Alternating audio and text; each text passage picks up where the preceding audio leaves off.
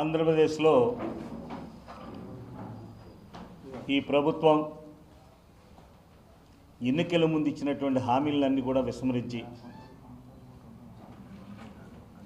ప్రజలను మోసం చేసినటువంటి పరిస్థితులు ఈ రోజున ఈ రాష్ట్ర ప్రభుత్వానికి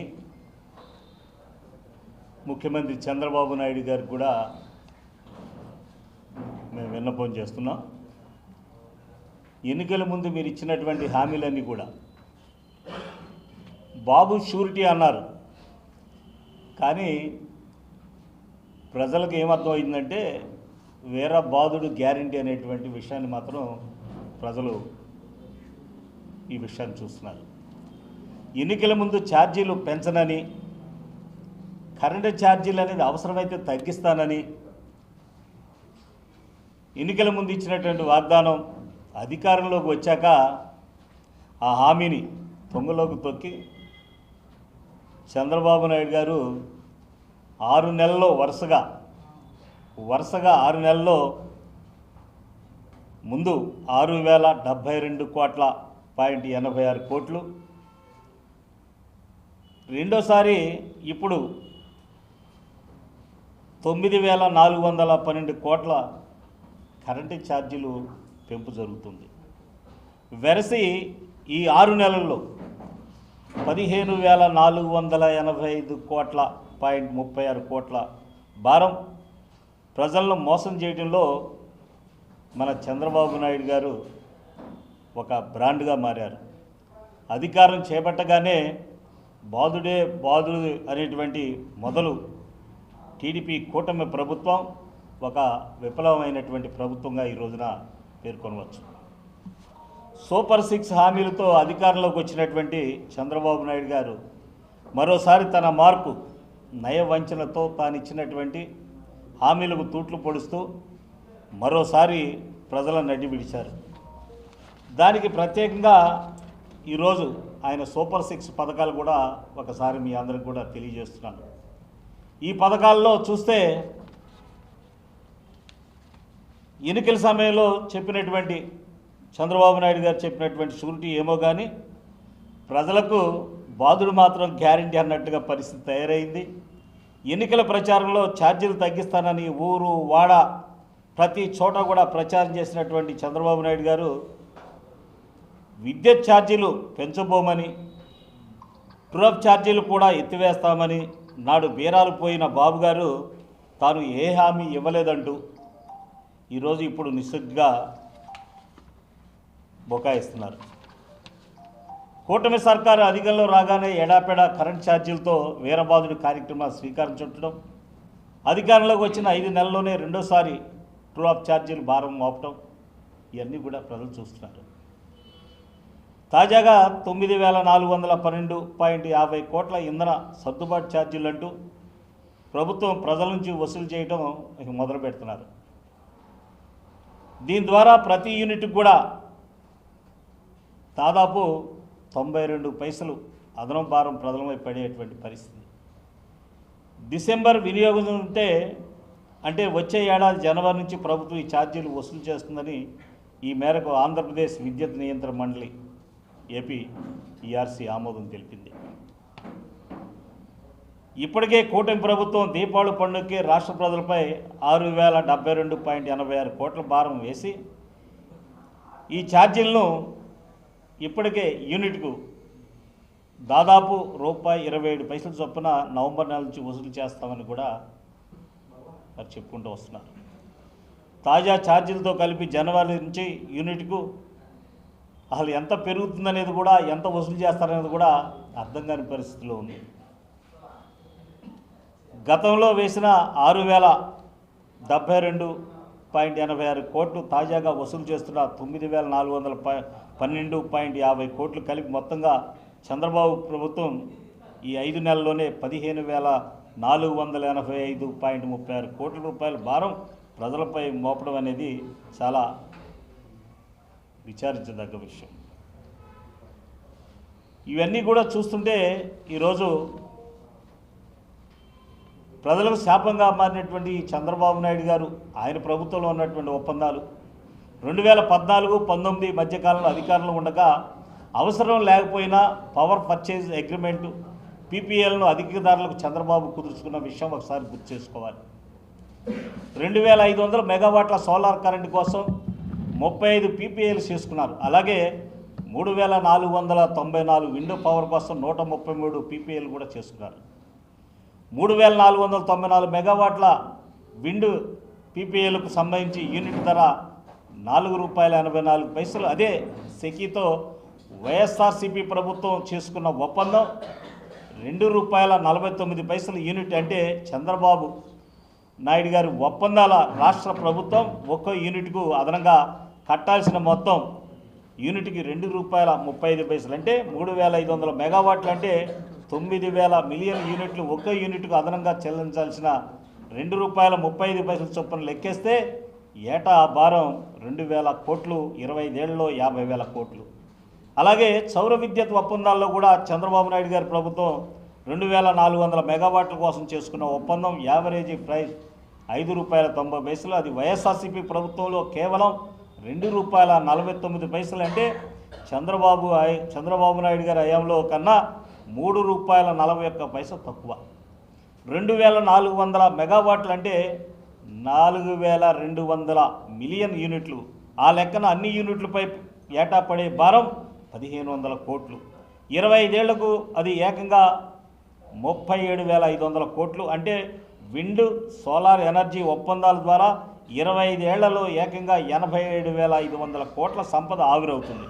వైఎస్ఆర్సీపీ ప్రభుత్వం చేసుకున్న ఒప్పందం వల్ల 25 ఏళ్లలో 1,10,000 కోట్లు ఆదాయం అవుతుందన్న సంగతి ఒకసారి గుర్తుంచుకోవాలన్న విషయం. ఇలాంటి పరిస్థితుల్లో ఈ రోజున ఇవన్నీ కూడా చూసుకుంటే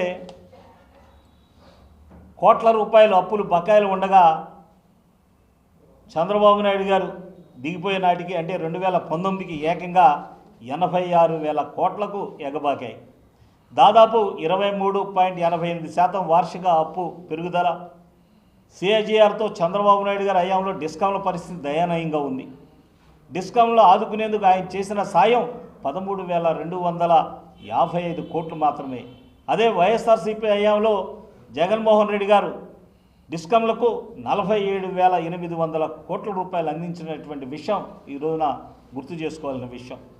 గత ప్రభుత్వ హయాంలో విద్యుత్ ఛార్జీలపై అదే పనిగా విరుచుకుపడిన ఎల్లో మీడియా విపరీతంగా దుష్ప్రచారం చేసినటువంటి చంద్రబాబు నాయుడు గారి హామీలు అమలు చేయకుండా ఎగ్గొట్టి ప్రజలను మోసం చేయడంలో ఒక బ్రాండ్ అంబాసిడర్గా ఆయన మారారు. ట్రూ ఆఫ్ ఛార్జీల పేరుతో ఈ 6 నెలల కాలంలో 15,485.36 కోట్ల భారం మోపడం ఇది యథార్థం కాదని కూడా అడుగుతున్నాం. హామీలు నెరవేర్చడం లేదు కానీ ప్రజల మీద భారం వేస్తూనే వారి జేబులు మాత్రం గులచేస్తున్నారు. ఇక వైఎస్ఆర్సీపీ ప్రభుత్వం హయాంతో ఈ రోజున జగన్మోహన్ రెడ్డి గారు ప్రభుత్వంతో ఈ రోజున పోలిస్తే ఇప్పటికే స్కూలు ఫీజులు పెరిగాయి, కాలేజీ ఫీజులు పెరిగాయి, పాల రేట్లు పెరిగాయి, బియ్యం రేట్లు పెరిగాయి, పప్పు దినుసులు ఈ రేట్లన్నీ పెరిగిపోయాయి, కూరగాయల రేట్లు పెరిగిపోయాయి, ఉచితంగా ఇస్తానన్న ఇసుక రేట్లు కూడా బాగా పెరిగిపోయాయి, తగ్గిస్తానన్న లిక్కర్ రేట్లు కూడా పెరిగిపోయాయి, రిజిస్ట్రేషన్ ఛార్జీలు కూడా పెరిగిపోయాయి. ప్రజలు తమ ఆదాయాలు చంద్రబాబు సిండికేట్లకు సమర్పించుకోవాలన్న పరిస్థితి. ఈ ఖర్చులు భరాయించలేక ఇప్పటికే ప్రజలు నరకయాతన పడుతున్నారు. వీటికి తోడు ఇప్పుడు కరెంటు ఛార్జీలు కూడా అమాంతంగా పెంచేశారు. సామాన్యుడు బతికే పరిస్థితులు రాష్ట్రంలో కనిపించడం లేదు. ఈ ఖర్చులు భరించలేక కుటుంబాల ఆదాయాల సంగతి పక్కన పెడితే అప్పులు ముప్పడిగా చేయాల్సిన పరిస్థితులు. అందుకే కాల్మనీ గ్యాంగులు ఇప్పుడు ఓళ్లల్లో పట్టణాల్లో స్వైర విహారం చేస్తున్నాయి. అధిక వడ్డీలకు ప్రజలు బలైపోతున్నారు. వారి జీవితాలన్నీ అస్తవ్యస్తమైపోయాయి. అందుకే అంటున్నాం, బాబు షూరిటీ వీరబాదుడు గ్యారంటీ అని.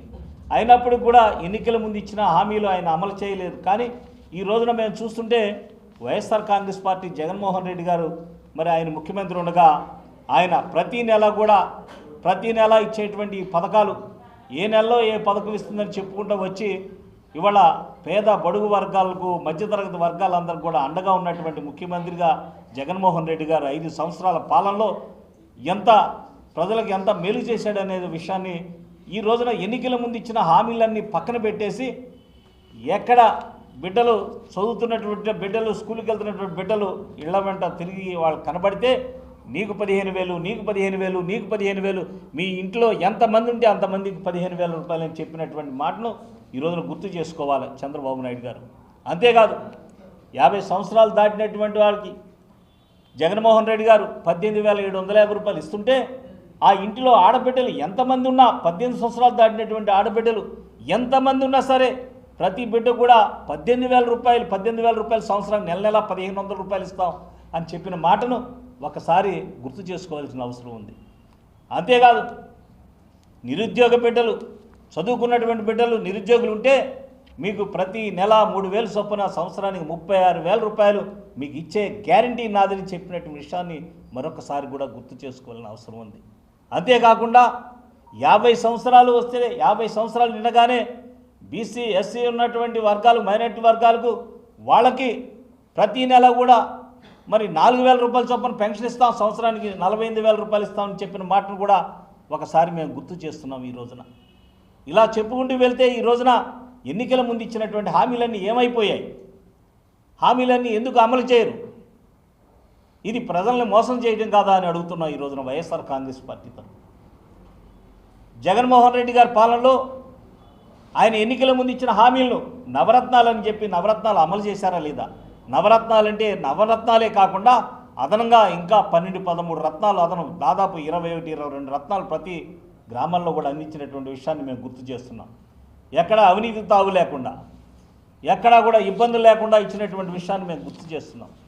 మరి ఈ రోజును చూస్తే ఈ పాలనలో నిజంగా చదువుకున్నటువంటి బిడ్డలు వాళ్ళు స్కూల్కి వెళ్ళే వాళ్ళకి నీకు 15,000 మీకు 15,000 నీకు 15,000 అని చెప్పినటువంటి మాటలు ఏమైపోయాయి? తల్లి దీవెనని పెట్టారు. ఎవరు ఈ రోజుకి ఎక్కడైనా ఇచ్చారా? ఆ బిడ్డల తరపున తల్లికి ఏమైనా ఇచ్చారా? ఈ రోజుకి లేదు. ఒక రైతన్నం చూస్తే ఇబ్బందులు పెడుతున్నారు, తల్లి దీవెన అంటున్నారు. అలాగే మరి ప్రతి ఒక్కటి కూడా ఏది కూడా అమలు చేయకుండా ప్రజలను మభ్యపెట్టి ఎన్నికల ముందు ఇచ్చిన హామీలన్నీ కూడా తుంగలో తొక్కినటువంటి ఈ ప్రభుత్వం ఎక్కడ ఎప్పుడైతే మీరు ఈ పథకాలను ఏ పథకం అయితే ఇస్తున్నారో ఎన్నికల ముందు ఇచ్చిన హామీలను అమలు చేసేదాకా ప్రజలకు అందించేదాకా మేము ప్రజల తరపున పోరాటం చేస్తామని వైఎస్ఆర్ కాంగ్రెస్ పార్టీ తరపున ఈ రోజున సవినయంగా మనవి చేస్తూ చంద్రబాబు నాయుడు గారి ప్రభుత్వం ఒకసారి ఆలోచన చేయాలి. ఎన్నికల ముందు ఇచ్చిన హామీలు అమలు చేయలేకపోతున్నాం ఏమిటా అని ఆలోచన చేయాలి.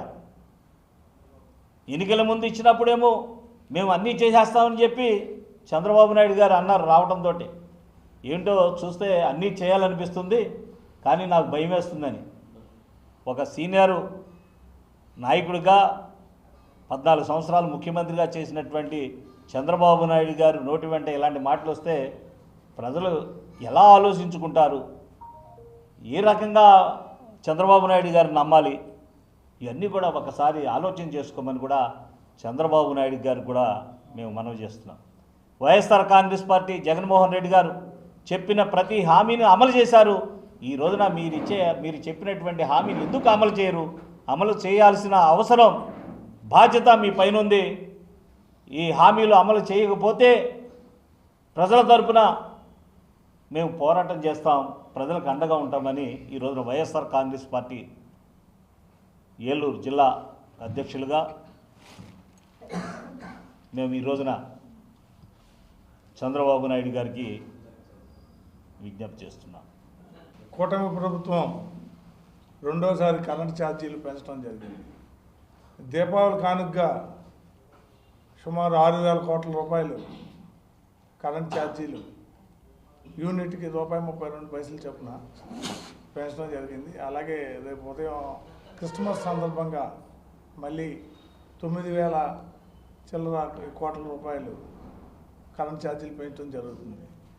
ఈ యొక్క బాధుడు అదేమీ మేము బాధట్లేదు, మేము సవినయంగా ప్రజలందరికీ కరెంటు ఛార్జీలు జగన్మోహన్ రెడ్డి గారి సమయంలో ఉన్నదానికన్నా తగ్గించేస్తాం, కాబట్టి నాకు ఓటేయండి అని చంద్రబాబు నాయుడు గారు పులివెందుల మొదలు పెనుగొండ దాకా ప్రతి మీటింగ్లోనూ ఆయన చెప్పడం జరిగింది. కాకపోతే జగన్మోహన్ రెడ్డి గారు ఏది చెప్తే అది చేశారు. ఇవాళ కూటమి ముఖ్యమంత్రి గారు ఆయన చెప్పింది ఏది చేయకోకుండా ప్రతిదీ కూడా ఫాల్స్ స్టేట్మెంట్ లాగానే ప్రజలందరూ కూడా దీన్ని గమనిస్తున్నారు. 6 గ్యారంటీలు అన్నారు, ఇప్పుడు దాకా ఏ గ్యారంటీ కూడా కరెక్ట్గా అమలు పరచలేదు. అలాగే ప్రతిదీ కూడా జగన్మోహన్ రెడ్డి గారి అధికారంలో ఉన్నప్పుడు 5 సంవత్సరాలు కూడా ప్రతీ నెల ఏదో ఒక స్కీమ్ తీసుకొచ్చి 12 నెలల్లో సంక్షేమ పథకాలు ప్రతీ నెలకి ఆయన క్యాలెండర్ విడుదల చేశారు. ఈ రోజున సుమారుగా 6 నెలలు పూర్తయిన చంద్రబాబు నాయుడు గారు చేస్తున్న కార్యక్రమం ఏంటంటే పెన్షన్లు కట్ చేసి ఎన్ని అయితే తగ్గించగలం అనేది ప్రతి నియోజకవర్గంలోనూ అవి తగ్గించి ఉన్న పెన్షన్లు తగ్గించి మేము ఇస్తున్నామని చెప్పుకోవటమే జరుగుతుంది. కాబట్టి ప్రజలంతా దీన్ని గమనిస్తున్నారు. ఇసుకలో కూడా బాధుడే, అన్నిట్లోనూ ఈ ప్రభుత్వం విఫలమైంది. కాబట్టి ప్రజలు గమనిస్తున్నారు. ప్రజల తరపున ప్రతి కార్యక్రమంలోనూ వాళ్ళకి జరిగే ప్రతి కష్ట నష్టాల్లోనూ మా ఏలూరు నియోజకవర్గ వైఎస్ఆర్ కాంగ్రెస్ పార్టీ ముందుండి పోరాడుతుందని తెలియజేస్తూ సెలవు తీసుకుంటాం.